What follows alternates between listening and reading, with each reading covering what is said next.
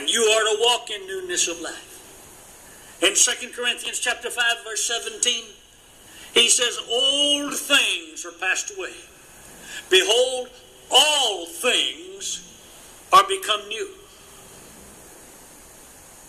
A different process, a different thought process, a different decision-making process is at work because you are a Christian, is his point. In Matthew 16, verse 24, Jesus says, if you're going to come after me, you've got to deny yourself. I like this. I want that. I prefer, he says, you've got to deny yourself and take up your cross and follow me. When family gets in the way, he said, if you love father, mother, son, or daughter more than me, you're not worthy of me. Make up your mind. Are you following them or are you following me? Are you consecrated to them or are you consecrated to me? We're taught to present our bodies as a living sacrifice. You know what the word sacrifice signified to those people, both from the Jew and the Gentile religious background? They went out and they got the best animals they had and they sacrificed them on an altar, burned their bodies there. He says, you and I are to present our bodies as living sacrifices. What have you given up? What have you surrendered?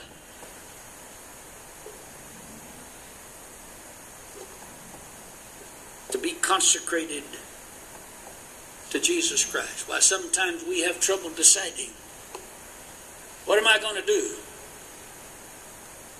Am I going to watch the closing ceremony of the Olympics? Or go to worship? Am I going to watch LeBron dunk the basketball, or what am I going to do?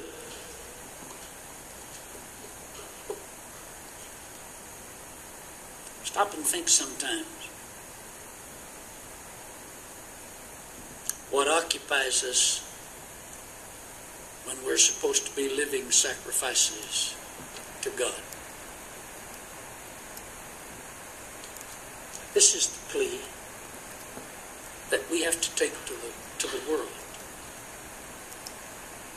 This is the plea that the church needs to hear. Register. Accept. Don't sit around and say, well, what are we going to tell people? Just tell them what these things are. And please then honor the Lord. Elevate the Lord. Forget us. Elevate the Lord. That's his plea. When his word tells us to believe and repent and confess and be baptized, we sit around and say, well, should I do that? What do you mean, should I do that? Did he tell you to? Then do it.